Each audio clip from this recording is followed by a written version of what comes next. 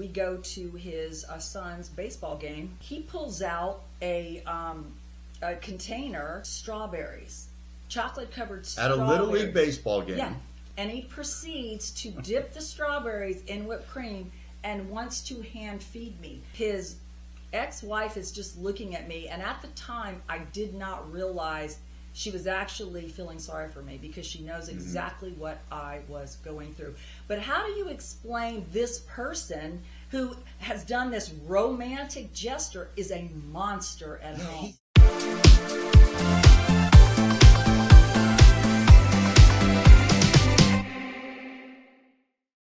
Welcome to the Victim to Warrior Show. Warrior Talk. We're John and Melissa, and we are both narcissistic abuse survivors, and our mission is to help other survivors reclaim and rebuild their lives. So today we're going to be talking about how do I explain to my friends and family what I'm going through. I mean, how do you explain narcissistic abuse to people who've never gone through it? Because we all know our narcissist acts totally different at home than they do in public. So it is very difficult to explain to people when they only see that facade of a person. Yeah, the facade, the person, the mask that we fell for at the beginning, that's what they see. Yep. So when we're trying to explain to them what we're going through, they don't see that. They only see this person, who they're pretending to be. Right. So let's share a little story about Melissa, okay? Just so we understand what these narcissistic people do to kind of fake our friends and family out about what we're going through. So let's share the strawberry story, babe. Oh my God. Okay. I am going through literal hell at home. I mean, I am terrified. I mean, it is psychological, emotional, verbal, financial, physical. I am literally holding on by a thread, but I don't know what to do yet. So we go to his son's baseball game, son from his previous marriage, and we're in the stands. Now we're talking about kids, you know, they're like 10 and 11, 12 years old. His ex-wife is there as well. He pulls out a container of strawberries, chocolate covered strawberries. At a Little League baseball game. Yeah. We're in the stand, chocolate covered strawberries and whipped cream, and he proceeds to dip the strawberries in whipped cream and wants to hand feed me. Now, I'm totally caught off guard, and I am literally about to throw up in my mouth, okay? But what am I supposed to do? So I'm sitting there eating these strawberries. His ex-wife is just looking at me, and at the time, I did not realize she was actually feeling sorry for me because she knows exactly what I was going through. But how do you explain this person who has done this romantic gesture is a monster at home? He seems so romantic. He seems so perfect for you. Have you ever heard that before? How could you say those things about him? He seems so perfect. Yeah. Or if it's so bad, why don't you just leave? I mean, it can't be that bad, or you would leave, right? Right. So let's talk about those things, because I think either we're in it right now where we're struggling with how to share this information with our friends and family. We need support, right? So we need to be able to share with others and be able to explain it so they understand that who they see on the outside is not who you see. Right. Inside the Unfortunately, when you're at home. Yeah. Right. And so we've had many clients who have asked me this question. It's like, I don't even know how to explain it, so I just don't say anything. I don't want to talk to anybody because people have said, well, if it's so bad, leave. Or, really? I think you're exaggerating. Maybe you're just insecure. So it bounces back on the actual victim, who then isolates. Self-isolates, and that's exactly what the narcissist wants. Oh, yeah. He doesn't want you to get support from friends and family, so he wants you to isolate yourself because it's very, very uncomfortable to try to explain to others when they're seeing someone completely different than you're dealing with at home. Right, exactly. So honestly, I actually created a document for my clients, and I want to share it with you. So we're going to put it in the link below, so make sure you grab a copy of it, whether you're a victim, still in it, still trying to wrap your head around what in the world is going on. Or maybe you want to leave, or you're in the middle of a hellacious divorce, or you're on the outside, but you're still stuck. You're still being triggered. You're still isolating because you'd rather ignore it than have to try to explain it. So that's the reason that I created this. So let's talk about it. Okay. Let's talk about a couple of things that we can do, ways that we can explain to people. Now, who do we want to really try to confide in?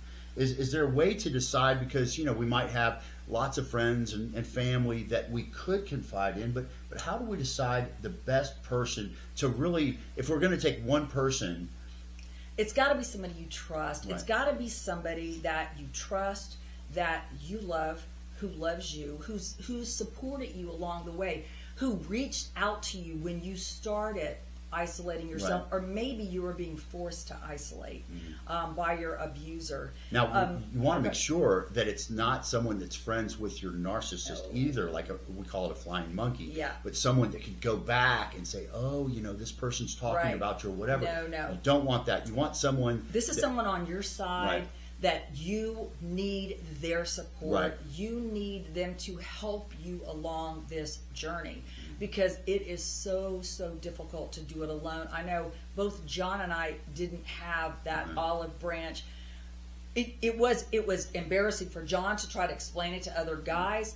I didn't know. When I was in the middle of the smear campaign, I didn't even know she was telling everybody that I trusted and that everybody that I loved, that I was physically abusing her. So they were withdrawing from you. Right.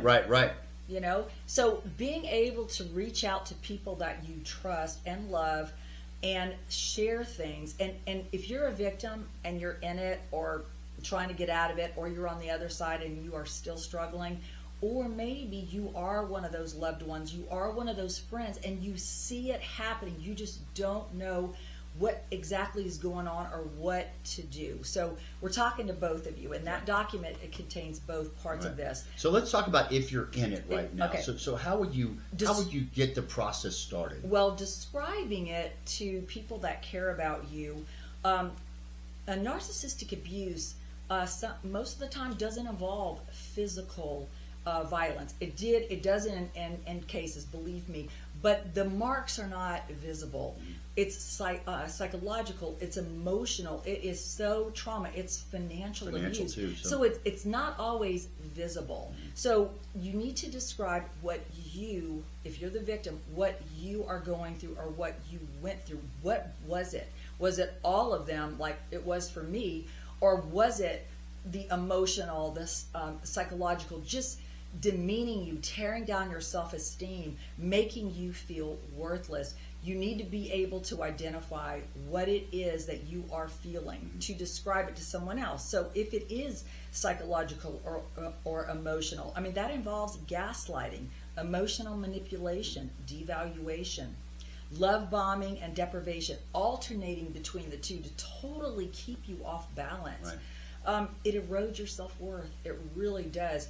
And so when people used to see me as this confident businesswoman, I didn't feel that anymore. I felt very insecure. I felt like I was faking my way through life. So for me to be able to tell someone, no, I'm not that person anymore, how would I even do that? Well, you actually self-isolated, didn't you? Oh yeah, I did, because I didn't want to have to describe it.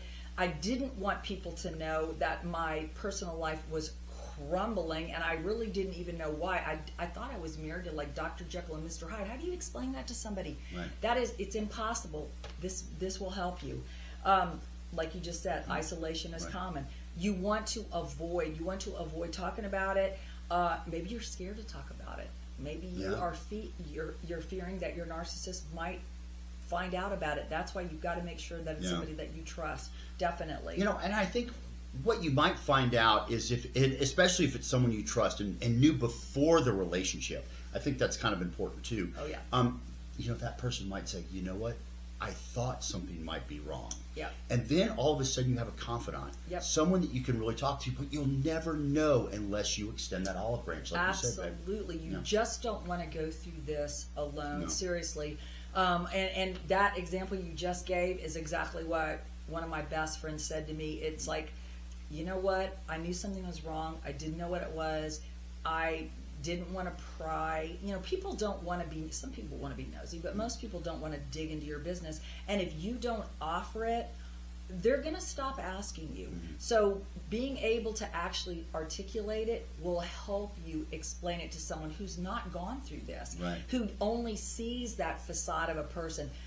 Educating themselves at narcissistic abuse will really help them. And so that's kind of what this document does. It lets you know how to describe it, and it also, so if you are someone that cares about somebody, Right. and you know something's wrong, or you are a victim and you need help, you just don't know how to ask for help, this also lets you know how to support that loved one. Okay, Just believe and validate their experience. Well, let's talk about that. Let's talk about if you're on the outside. Yep. Okay, let's say your daughter or your son is involved with a narcissist, and you know something's wrong, but you just don't know what to do. Or you're a sibling, Yep. And your brother or sister is dealing with a narcissist, and you can see it. You know it. Maybe you have experience with it, and they don't, and you see it. So how do we help those people? Well, the one important thing is believe and validate their experience. You don't know what they're going through at home, so when they're coming out and trying to explain it, validate it, believe it, tell them that they don't deserve to be treated that way. Don't try to justify it or challenge them on whether or not what they're saying is true. Offer non-judgmental listening ear. Allow them to get it out. It's shameful. It's embarrassing. It's frightening. It's hard to talk about it. Just listen to them. Let Right. them tell their story. And I love that you say non-judgmental, because you know a lot of times a victim does not want to hear, well, if it's so bad, why don't you just leave? You know, victims, That's the last thing you wanna we've say. heard that before, and a lot of times we can't leave at that moment. Right. We just need to talk to somebody and have someone to bounce things off of, and Right. to talk about, and to trust that what we talk about is going to stay between Right. us. And you're not dealing with it Right. alone. Even if you're not ready to leave, you still need someone to talk to, because you know something's terribly wrong. You know things are not the way that you thought they were going to be. This is not the person that you fell in love Right. with. And you know, the thing is, if we're on the outside and we're a good listener and we just absorb what this person is telling us, instead of being judgmental and offering maybe some ideas of things that can help them, it will give them strength to hopefully leave in the future. And that's, I think, as someone outside, that's what we want. Well, and to help with. And being non-judgmental also means not telling the victim that their partner is an abusive person and that they should leave, or that they're a narcissist. Sometimes the victim's not ready to hear Right. that, and they are already struggling on the inside of that relationship. So they might even go back to their abuser and say, hey, my friend said that you seem like you're a narcissist because you do this, that, and the other. First of all, you become the enemy of the narcissist. So they are going to try everything in their power to isolate the victim from you. Right. So it's not up to you to try to convince them their partner is this horrible, abusive monster. They probably know it in the back of their mind, but until they're ready to accept it, you pushing that on them is only going to make the abuser pull them away from you. So you have to just educate yourself on what it is, talk to them, listen to them without telling them what to do. Yeah, that's a huge point, especially if you've experienced it yourself and you pretty much know what's going on. Especially earlier on, it's probably better just to listen, and just to be a good encouraging, and let them know that you're there for them to support them, so they know that you're just someone who's there for them, and the time will come when they're gonna want your advice and what to do, but maybe not at the very beginning. Exactly, and that's another thing is You want to make sure that that door stays open. Don't let it get shut, because Right. if a narcissist views you as a threat, meaning you have a positive influence over the victim and they would listen to you, they are going to shut you out of their life. So you've got to be very, very mindful in how you approach it. Be encouraging without pressuring. Help them build self-esteem back, help them reconnect with others. Right. Be patient. And many times they're going to need therapy, counseling, coaching. That is something that is encouraging once they're on the outside. So if somebody is out of it and you find that you're having trouble reconnecting with that person, they're avoiding you, they won't return your phone calls, that person really does need you in their lives. But doing it in subtle manners, encouraging manners, and just extend the olive branch over and over. And if you're that person who has isolated yourself from friends, at least make one phone call. Yeah. One phone call. They are waiting for you. They want to reconnect with you. Yeah. Just the one phone call. Let's talk about help. Yeah, let's talk about how you did that. How you were able to get out of it. Remember, you self-isolated. Yep. You wouldn't share with any friends. And Melissa has amazing friends. She really has a circle of friends that they've been friends for 30 years or something. Yes. I mean, just really amazing friends. So let's talk about that. How did you decide who to contact, and how did you do it? Well, the one person that actually believed that there was something wrong, she knew me inside and out. And when my behavior was changing, my personality was changing, I was declining invitations, making excuses for things. I was making excuses for his behavior. I was making excuses and lying about just about everything about the relationship. She could tell that I was becoming a different person, and she knew me. Well, your light was being extinguished. It was, and she knew that. So she was very gentle with her olive branch, and I remembered it. I remembered because I'm like, I can't do this by myself. And so I made that phone call. I did, and I said, I need to talk to you. And she said, it's about time. She said, I've been waiting. She knew. Oh my God, it almost makes me cry right now. She knew. She said, I've just been waiting. I've been waiting for you. I wanted you to know that I was always there. Yeah. I was not going to judge. I wasn't going to bash him. I am your friend. I love you. Yeah. And she just waited for me to make that phone call. And man, after that, yeah. I just like, Right. it felt so good to talk to somebody who I knew cared about me. Right. And just to explain what I went through. And she actually sat there and listened to me for hours without interjecting it. And then she was always there for you, right? Yeah, of course. And then my other friends who also knew something was wrong, they just weren't as persistent.